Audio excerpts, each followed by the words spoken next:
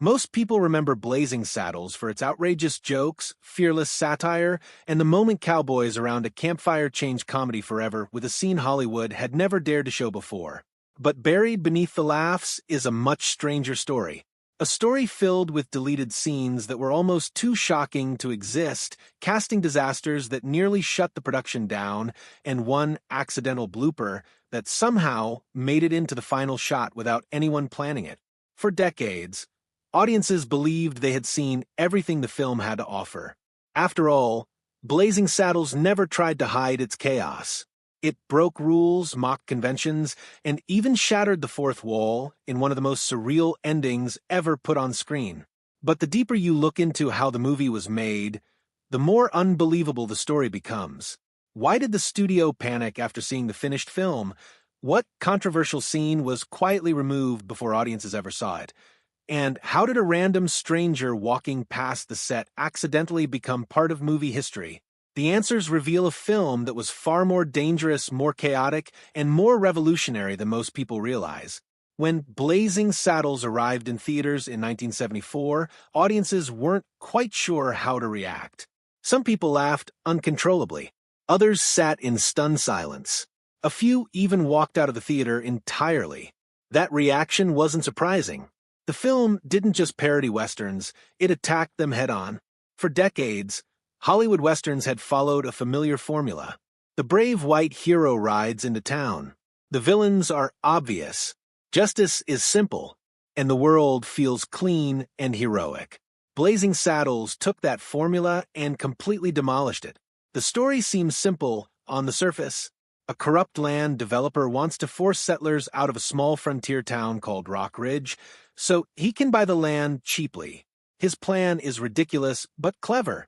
Convince the governor to appoint a black sheriff, expecting the town's racist residents to panic and abandon the area.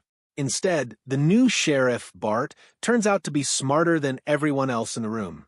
What begins as a cruel political trick slowly transforms into something else entirely. Rebellion against ignorance, prejudice, and the ridiculous myths Hollywood had spent decades building around the Old West. But the movie wasn't really about cowboys at all. It was about America. In the early 1970s, the country was in turmoil. The Vietnam War had ended in humiliation. The Watergate scandal was unraveling the presidency. Public trust in institutions had collapsed. And while the civil rights movement had achieved historic legal victories, racism still shaped everyday life. Hollywood often avoided confronting these realities directly. Mel Brooks decided to do the opposite. Instead of preaching, he used comedy as a weapon. Blazing Saddles exposed racism by exaggerating it to the point of absurdity. The film forced audiences to laugh at ideas that had once been treated as normal, and in doing so, it revealed just how ridiculous those ideas really were. But creating a movie this bold came with enormous risks, and from the very beginning, the production was walking on a tightrope. For a film already packed with controversial jokes, it's surprising to learn that one of the most outrageous scenes never made it into the movie at all. The moment was originally planned during the flirtation between Sheriff Bart and the glamorous singer Lily Von Shtupp. In the final version of the film, their interaction is playful and suggestive, but still relatively tame compared to what had originally been written. In an earlier version of the scene, Lily begins teasing Bart about a long-standing stereotype about black men. The question is delivered with exaggerated curiosity, her voice dripping with playful disbelief. Then the lights go out, the screen fades to black, and in the darkness, her voice asks the question again, wondering if the stereotype is really true. There's a pause, just enough silence to make the audience uncomfortable. Then Bart calmly replies with a perfectly timed line that flips the entire joke on its head. According to Mel Brooks, the punchline was hilarious, but it also crossed into territory he wasn't sure audiences were ready for. Brooks later admitted that he ultimately decided to remove the scene, fearing that it might distract from the satire and overshadow the rest of the film. Even for a movie willing to push boundaries, this moment felt like it might go too far. But that wasn't the only idea that ended up on the cutting room floor. Early script drafts included even more aggressive versions of the scene, where Lily's curiosity about Bart's supposed attributes became increasingly direct. In one version, the conversation moved toward physical comedy that would have taken the joke to an entirely different level.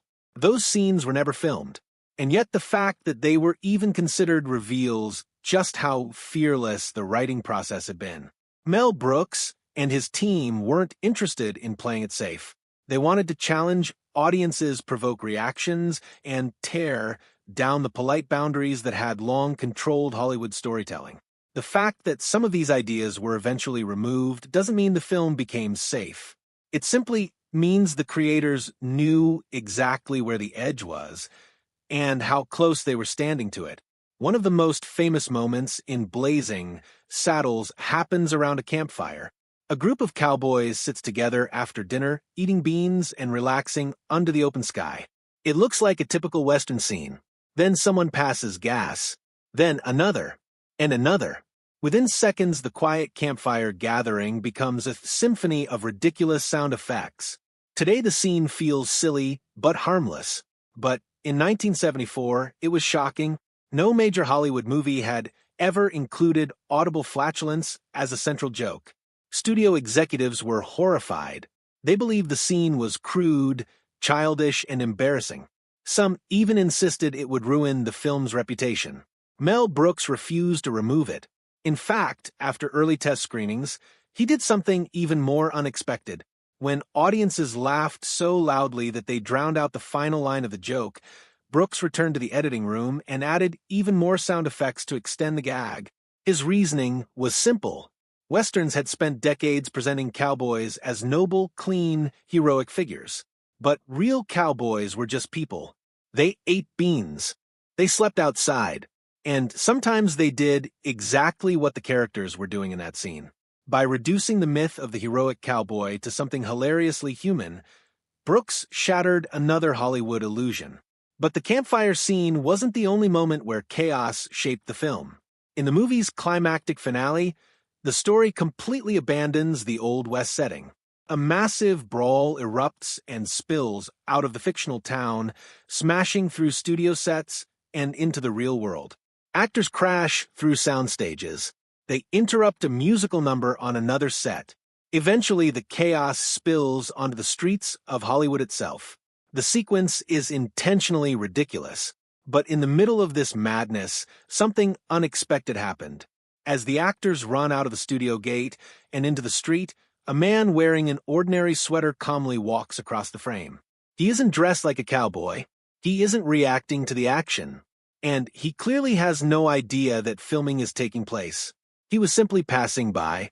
Instead of stopping the shoot, Mel Brooks watched the footage and made a surprising decision. Leave him in.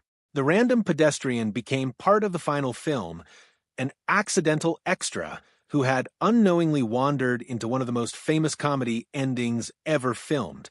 It was a perfect example of Brooks' philosophy.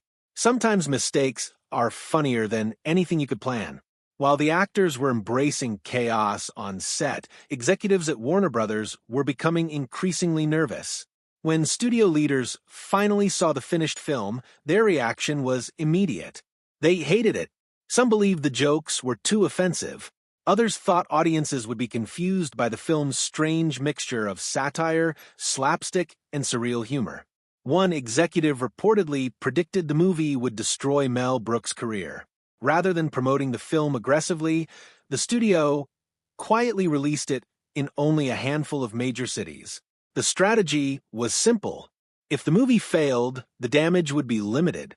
If it caused controversy, the studio could distance itself from the project. But something unexpected happened. Audiences loved it.